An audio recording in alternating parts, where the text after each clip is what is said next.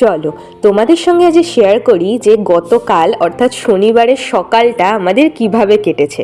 তার আগে তোমাদের সাথে শেয়ার করি যে মিচরির জন্য এই জামা বলো বা বেল্ট বলো, জামা কাম বেল্ট এরকম একটা আমি ওর জন্য অর্ডার করেছিলাম যাতে ওকে নিয়ে রাস্তায় বেরোতে পারি আর ও যাতে এদিক ওদিক চলে না যায় তাই কন্ট্রোল করতে পারি।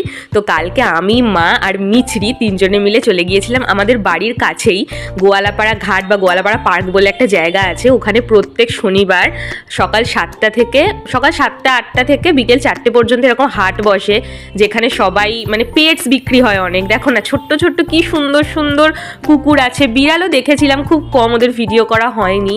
আর তাছাড়াও কত সুন্দর সুন্দর অ্যাকোরিয়াম, সেখানে রাখার জন্য মাছ, আর তারপরে অ্যাকোরিয়াম সাজানোর জন্য যা যা যা যা প্রয়োজন হয় সব কিছু এখানে পাওয়া যায়। তবে ওখানে গিয়ে মিচরির রিয়াকশন ছিল দেখার মতো। ও সব প্রাণীগুলোকে এত মন দিয়ে দেখছিল, মা কোলে নিয়ে আছে আর ওর কোনো নড়াচড়া নেই, চুপ করে দেখে যাচ্ছে। আর তোমাদের সাথে একদম প্রথমে যেটা শেয়ার করলাম যে ওই ছোট্ট পাপ্পিটা কেমন ওকে দেখে কুটকুট করে ওর সামনে এগিয়ে এলো, তারপর ওকে দেখে কত রকম ভঙ্গি করছে, চুপ করে ওর দিকে তাকিয়ে আছে। এত সুন্দর লাগছিল না মুহূর্তটা, খুব সুন্দর। আর এই দেখো এখানে একটা গোল্ডেন রিট্রিভার দেখলাম, এত কিউট, আমার সাথে খেলা করছে, আমার হাতটা ধরে কুটকুট করে কামড়াচ্ছে, দাঁতে তো জোরই নেই। আমার খুব ভালো লেগেছে কালকে ওখানে গিয়ে, সত্যি বলতে কি। আর এদের সাথে টাইম স্পেন্ড করতে তো সবসময় ভীষণ ভালো লাগে সবার। আর এই দেখো মিচরিকে আমরা তারপর নিয়ে গেলাম ওর প্রিয় প্রাণী দেখাতে, সেটা হলো পাখি। তবে ও গাছের পাখি দেখে যতটা খুশি হয় বা যতটা এক্সাইটেড হয়, খাঁচায় পাখি দেখে দেখলাম তো অতটা এক্সাইটমেন্টও নেই। ওই সব প্রাণীকে যেভাবে দেখছিল চুপচাপ, পাখিগুলোকেও সেভাবেই দেখলো।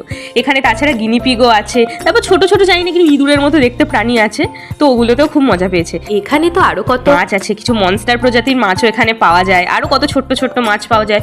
এখানে বেশি দামও নয় জানো তো মাছগুলোর, যে ছোট্ট ছোট মাছগুলো যেখানে 50 টাকা 60 টাকা করে নেয়, সেখানে ওই সেম কোয়ালিটিরই খুব ভালো মাছ কিন্তু 15 টাকা 20 টাকা বা 30 টাকা জোড়া, 40 টাকা জোড়া এরকম দামে পাওয়া যায়। আর দেখো এখানে কত অ্যাকোয়ারিয়াম বিক্রি হচ্ছে, তার মধ্যে এই অ্যাকোয়ারিয়ামটা আমি আমার জন্য কিনেছি।